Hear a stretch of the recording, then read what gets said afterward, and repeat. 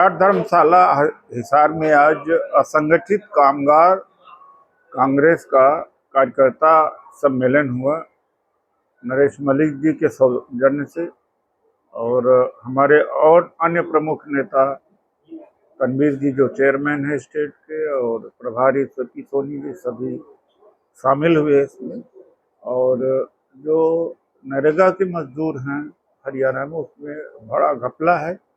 और board of construction BOC में जिस तरह से जींद में अभी इंक्वायरी चल रही है कि अधिकारी लोग पैसा दे करके उनको कार्ड बना रहे हैं, ये तमाम सारी समस्याएं हैं हरियाणा में। एक तरफ तो लगता है कि इंडस्ट्रियलाइजेशन है और ट्रेड कॉमर्स बढ़ रहा है, दूसरी तरफ कंट्रैक्चुअल लेबर असंगठित कामगार भी बड़ी संख्या में, इनका बड़ा शोषण है। तो कांग्रेस पार्टी को इन्हें उठाना चाहिए, हम इस मुद्दों को उठा रहे हैं। और अब तो आत्मालोचना का भी समय है और ख़ास तौर से जब राहुल गांधी जी ने महाराष्ट्र के चुनाव में हुए धांधली की बात को उठाया है तो हरियाणा की बात तो अपने आप उसमें शामिल हो जाती है। हरियाणा में भारतीय जनता पार्टी चुनाव जनता के द्वारा नहीं जीती है, मशीन के द्वारा, चुनाव आयोग के द्वारा जीता है।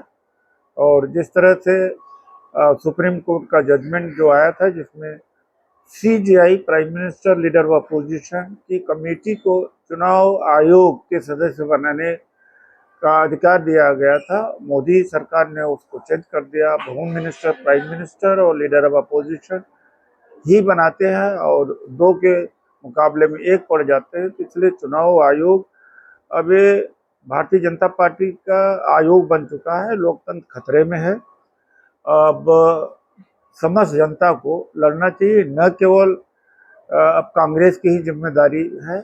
बड़े मुश्किलों से इतना बड़ा राष्ट्र बना, लोकतंत्र लाया गया, लेकिन अब लोकतंत्र मर रहा है और चुनाव आयोग कोई जवाब नहीं देता।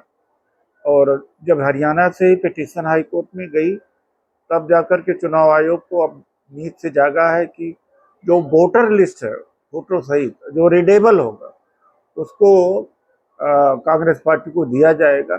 अब वो जब आएगा तो देखने के बाद पता लगेगा। लेकिन इतना जरूर है कि महाराष्ट्र में जो 12,000 बूथ थे जहां बीजेपी हारी थी लोकसभा चुनाव में, उनमें लगभग सब पर जीती है। और वहाँ वोट, फर्जी वोट बढ़े हैं और जो वास्तविक वोट थे उसे काटे गए हैं। वो लिस्ट जब आएगी और फोटो सहित अध्ययन करने के बाद एक बहुत बड़ा खुलासा होगा कि किस तरह से लोकतंत्र की हत्या मोदी सरकार कर रही है।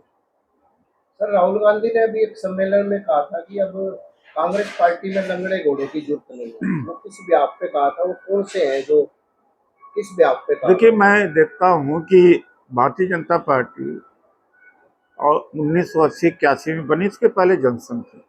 भारतीय जनता पार्टी के जो फाउंडर्स रहे हैं आज वो सब दरकिनारे लगा दिए गए हैं, इसलिए कि उनकी काम करने की क्षमता नहीं है। कई तो खैर चुनौती के रूप में थे तो उनको दरकिनार लगा दिया गया, वहाँ नए प्रतिभाओं को मौका दिया गया। कांग्रेस में भी नए प्रतिभाओं को मौका दिया जाए जिनके पास लोग हैं, जो संघर्ष करते हैं। ये नहीं जो गुटबाजी चमचागिरी के बल पर अभी बने हुए हैं, जो बूथ नहीं जिता सकते हैं लेकिन बने हुए देश के नेता। तो राहुल जी की बात तो बिल्कुल 100% सही है और उसी दिशा में कांग्रेस बढ़कर के सामाजिक न्याय का मुद्दा आगे बढ़ाते हुए सत्ता में आएगी। सर, बात की जाए हरियाणा प्रदेश की, हरियाणा प्रदेश में 11 साल से कांग्रेस का संगठन नहीं बना है और राहुल गांधी जी ने भी नीति ली है, तो क्या समझते हैं कि कांग्रेस संगठन को लेकर हरियाणा लोग भी चाहते हैं? कोई कठोर कदम उठाना पड़ेगा और जो लोग नहीं बनने दे रहे हैं 11 साल से, क्यों उन्हीं की बात मानी जाएगी। उनको उनके खिलाफ तो कठोर कदम उठाना पड़ेगा, वरना इस तरह से नहीं काम चलेगा। हम जीती बाजी हारे हैं। हरियाणा में कांग्रेस के हार का दो कारण है, एक तो चुनाव आयोग ने जिताया है और धांधली है ही है, दूसरा हमारे आंतरिक कमजोरी जो थी, आपस में हम लड़ते हैं, टांग खिंचाई करते हैं, गुटबाजी है, वह भी एक कारण है। सर, विपक्ष के जो भारतीय जनता पार्टी के नेता ये कहते हैं कि चाहे राहुल गांधी ने मीटिंग ली हो, परंतु जब तक भूपेंद्र उठा, तुम्हारी सिरजा आपस में मतभेद दूर नहीं होंगे, कांग्रेस संगठन कभी नहीं बन पाएगा। देखिए, ऐसा है कि कांग्रेस का संगठन का निर्माण अगर सही ढंग से हो जाए, ब्लॉक से लेकर के और विधानसभा, लोकसभा, जिला स्तर पर, तो उसका गुटबाजी का भी समाधान निकल आए। हरियाणा में क्या देखते हैं, नायाब सिंह सैनी की सरकार है, क्या देखते हैं, कितना विकास हुआ है, कितना नहीं हुआ है, क्या देखते हैं? जो कांग्रेस के समय में विकास हुआ था, वहीं पर पूरे देश का विकास रुका हुआ है।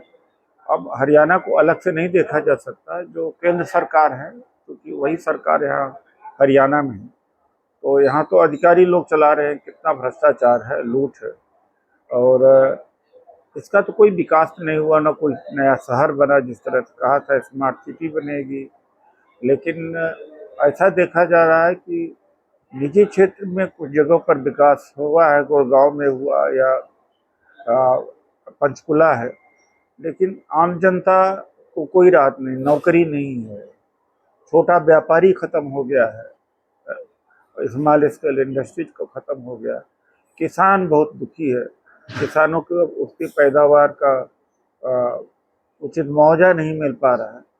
तो कांग्रेस तो किसानों की बात सुनती नहीं है, तो यह तो स्वाभाविक है कि किसानों के साथ अन्याय हो रहा है।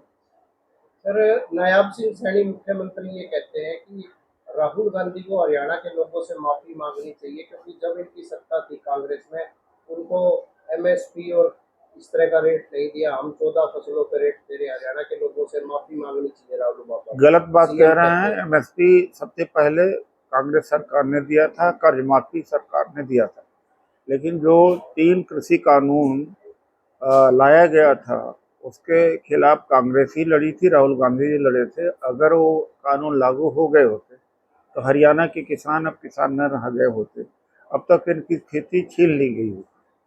तो जो बात कह रहे हैं गलत कह रहे हैं। जो एमएसपी की गारंटी कहा गया था मोदी जी का, क्या देश में एमएसपी की गारंटी दी गई? मैं नायब सिंह सैनी जी से पूछना चाहता हूँ। ये झूठ बोलने के माहिर हैं, ये झूठ ही में पैदा हुए, झूठ में चलते हैं, झूठ में राजनीति करते हैं, झूठ में सोते हैं, इसलिए झूठ ही बोलते हैं। सर, ये अंतिम सवाल, जो ऑपरेशन सिंदूर हुआ था, इसके बाद कांग्रेस के या राहुल गांधी जी ने भी ये कहा था संसद सत्र में इसकी पूरी जानकारी बुलाकर दी जानी चाहिए, तो क्या देखते हैं? देखिए, देश के साथ गद्दारी की है इन्होंने। पाकिस्तान को एक तरफ खबर कर रहे हो कि हम आपके ऊपर हमला कर रहे हैं, और दूसरी तरफ आप हमला कर रहे हैं, तो पता नहीं आतंकवादी मारे गए। अभी तो अजहर मसूद और हाफिज सईद, ये तो दोनों खुला घूम रहे हैं। तो किसको मारा आपने? वहाँ के सिविलियन मरे होंगे, लेकिन जो हमारे फॉरेन मिनिस्टर ने गद्दारी किया, और उसके बाद सबसे ज़्यादा शर्म की बात यह है कि कई बार ये सोचना पड़ता है कि हम अमेरिका के गुलाम हैं क्या। 12 बार ट्रंप ने कहा कि दबाव डाल करके युद्ध विराम कराया, और मोदी जी की हिम्मत नहीं कि एक बार ट्रंप की बात का खंडन कर सके। हमारा देश इतना कमज़ोर हो गया। श्रीमती इंदिरा गांधी ने निक्सन के मुंह पर जवाब देकर लौटाई थी, अमेरिका की धमकी के बावजूद पाकिस्तान के 2 टुकड़े कर दिए थे। कहाँ भारत उस समय हुआ करता था? कहाँ भारत के साथ 120 देश नॉन अलाइनमेंट के मूवमेंट के साथ थे? आज भारत के साथ में एक देश नहीं खड़ा हुआ है।